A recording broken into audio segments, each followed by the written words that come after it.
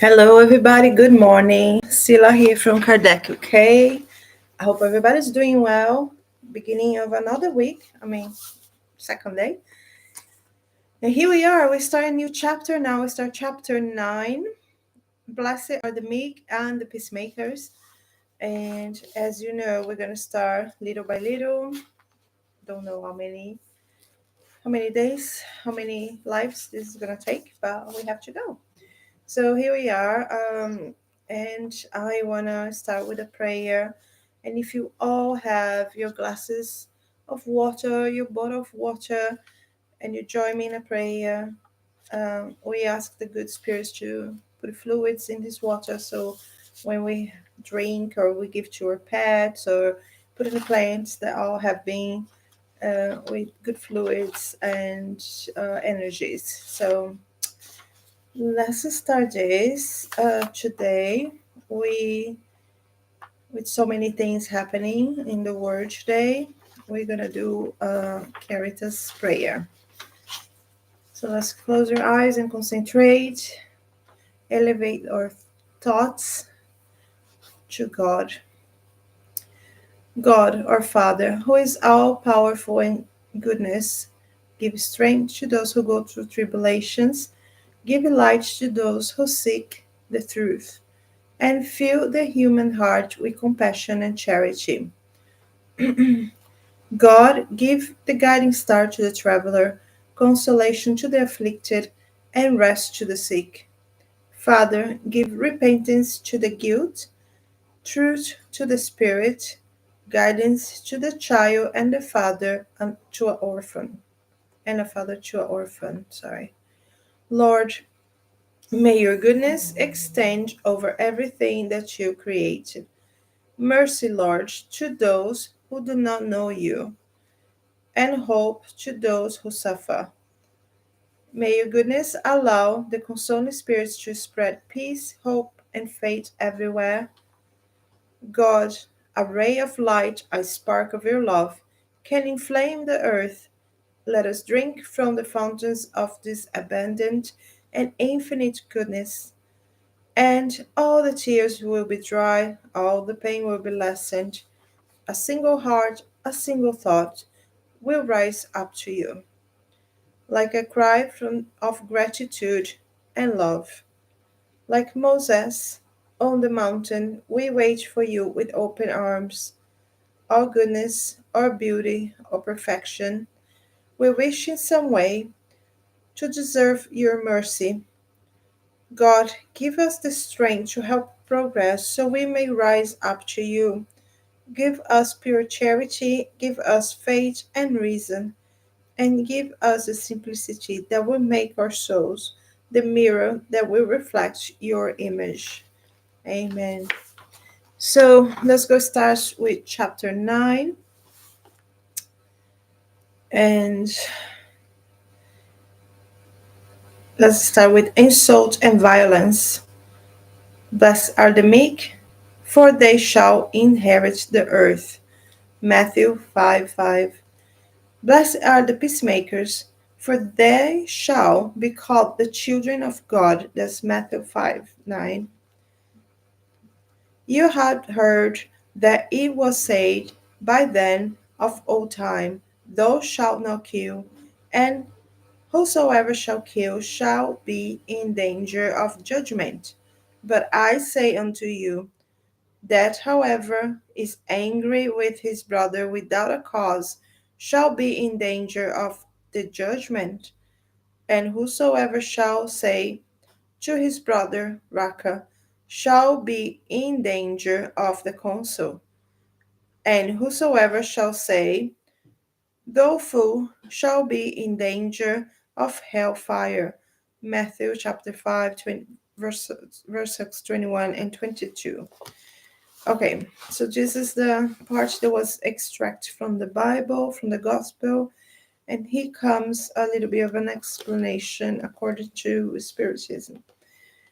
By the Maxims, Jesus make meekness, moderation, docility, affability, and patience the law.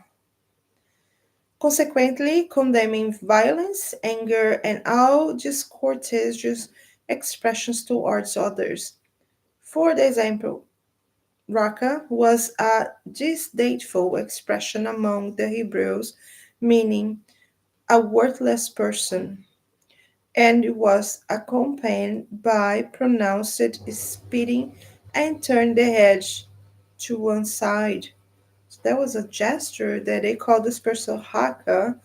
So maybe a worthless person. So maybe like what they would assume of a homeless person or something like that. At one point, Jesus goes so far as to treating anyone who says to another, "You are insane," with the fire of hell. It therefore becomes evident that here, as in all circumstances, the intention aggravates or lessens the offense. But why should a simple word become something so grave as to warrant such severe reproof? This is because every offensive word expresses a sentiment that is contrary to the law of love and charity, which preside over all human re- relationships, and between them maintain cordiality and union. By sustaining hate and animosity, we are undermining reciprocated benevolence and fraternity. In short, it is because next to humility before God, charity to your neighbor is the first law of all Christians. But what did Jesus mean by the words, "Blessed are the meek, for they shall inherit the earth," when he had recommended that mankind renounced all worldly goods after having promised those of heaven? Yeah, good question. So let's see. Sorry, guys, I got a little bit of a. All right, here we go. While a way to heaven riches, mankind has need of the earth and the wish to live.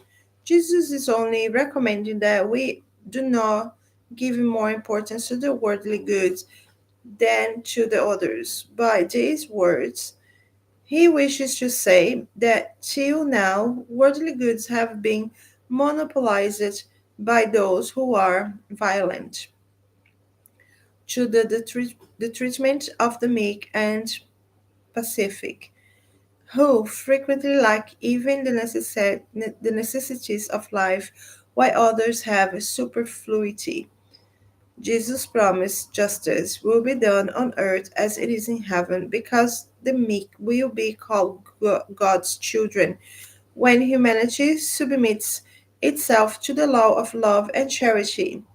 Then selfishness will cease to exist. The weak and the peaceful will no longer be exploited or crushed by the strong and violent. This will be the condition of earth when this planet becomes a happy world, because it has rid itself of all evil according to the law of progress and the promise made by Jesus. All right, guys, this is diving in a part of the book of Spiritism, where they basically they classify planets and other ways of life in, let's say, we live in a planet that it is planet Earth. Consider a planet when you come here to pass to prove and tests and atonement and other stuff. So when you're in this life, you are passing through all these tribulations and problems to learn from mistakes, to have grow and learn to be peaceful and better person, right? There are planets that where life exists, not life as we know, but different kind of life.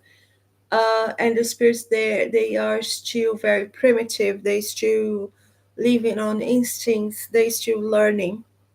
And that is planets where the spirits live longer. They don't have to reincarnate because they are already in a higher level. So what is saying here They believe planet Earth right now is going through a transition. That's why we see UFOs and like it is happening today right now. That's why we're feeling different vibrations, different things. Especially the sensitive people. We are, having aurora borealis here in the UK when it's because of the magnetic field in the planet is changing, and everything is we're going to a transition from to a better world to become not like says here, not a place of that everything is going to be good, but there will be more good in this planet than it is bad. So we are transition to a better planet, and that's what he's talking about. Jesus is talking about that once we are living our lives in a good, a more elevated way, all the souls from the people that suffer in the past, now they will be think as same. We're all going to be the same.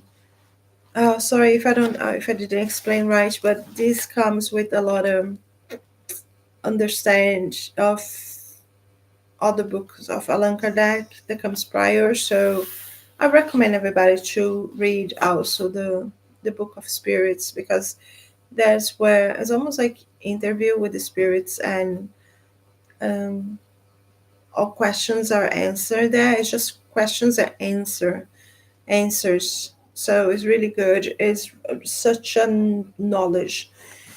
Anyways, continue with this. Okay, the instructions from the spirits, affability and mildness. So, benevolence towards one's fellow creature, which is the result of loving your neighbor, manifested itself in the form of affability and mildness. However, it is not always a good thing to trust in appearance. Education and worldliness can give men a thin veneer of these qualities. There are many whose feigned good nature ain't nothing more than the exterior mask, like beautiful clothes hiding interior deformities. The world is full of such people with a smile on their lips but poison in their hearts, who are mild as long as nothing irritates them, but who bite at the least provocation.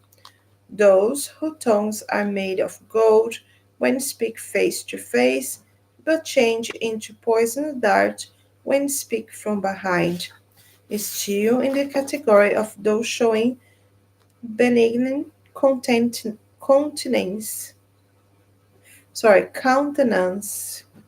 These are those domestic tyrants who make their families and subordinates suffer the weight of their pride and deposits, as if they are trying to get even for any constraints possible imposed upon them while away from home, not daring to use their authority on strangers who would call them to order.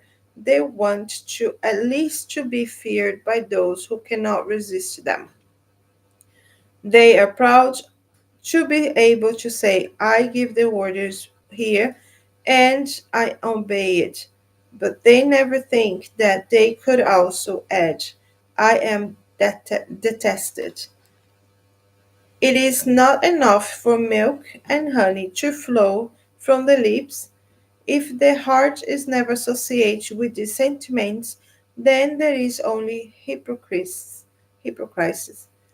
Those who have affability and mildness are not mere pretense, are never believed, for they are always the same whenever is society or in privacy. Besides, they know that although it is impossible to deceive men, no one can deceive God.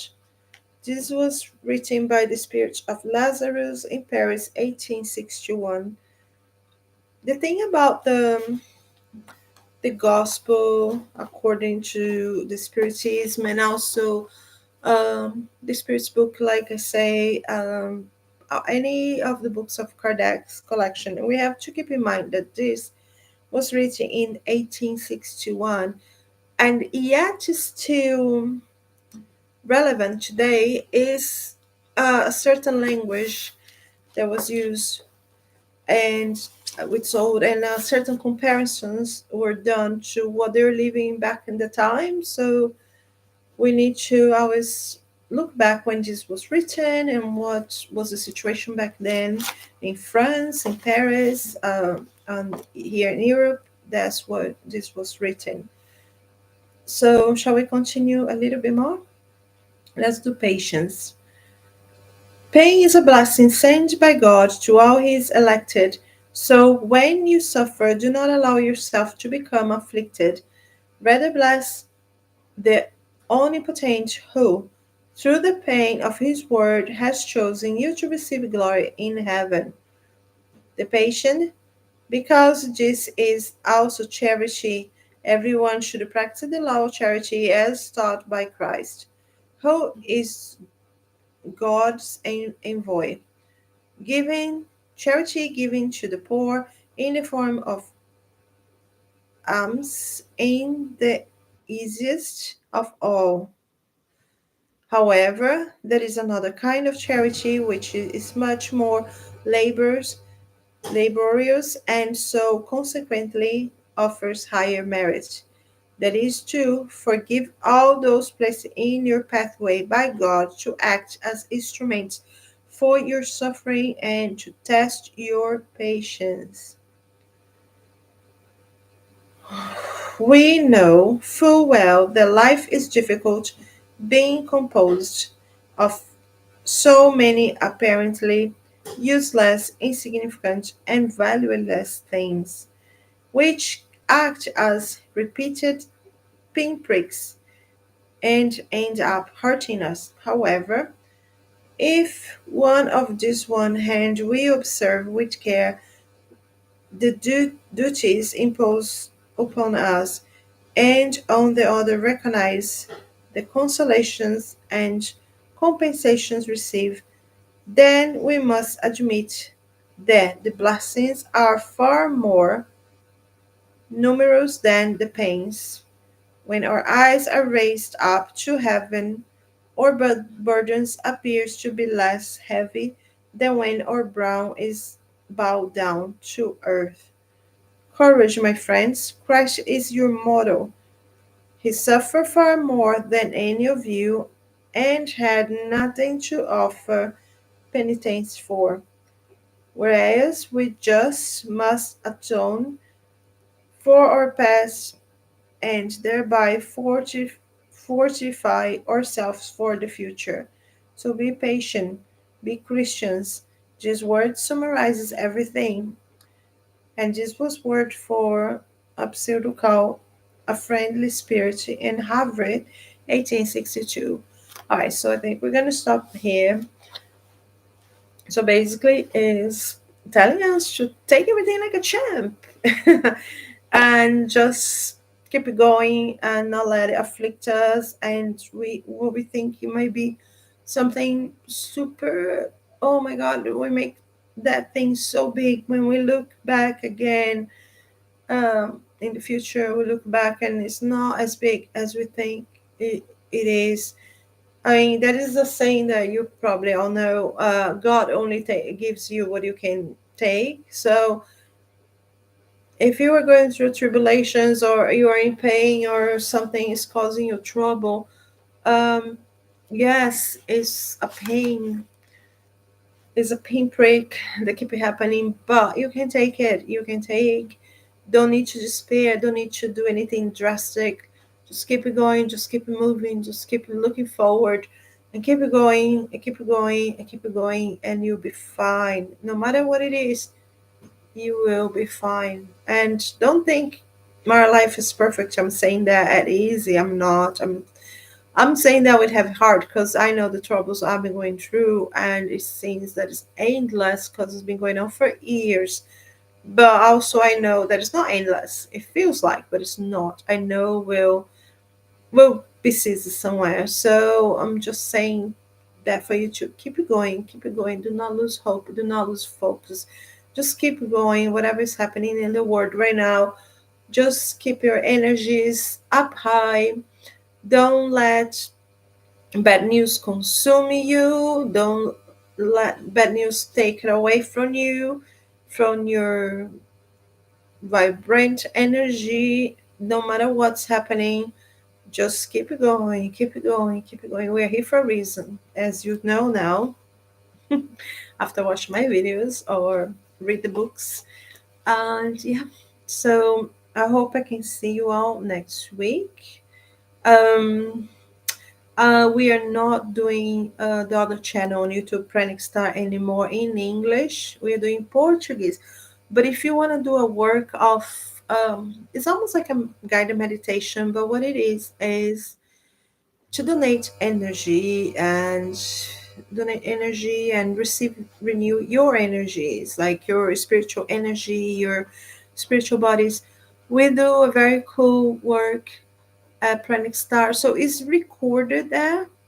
um, so we do just kind of meditation. It's about an hour. And if you look in English, there's a lot of recorded there that we did previously. So you just have to sit down, close your eyes, and listen to what we're saying and just meditate upon it and feel nice after that. But yeah, now we stop doing in English. We're just going to keep doing in Portuguese. Basically, we have every day in Portuguese. Also, the Italian stop. We're giving a break to that. But yeah, I hope this was enlightened and helpful to somebody. And I'll see you again next Tuesday. Take care, everybody. Bye.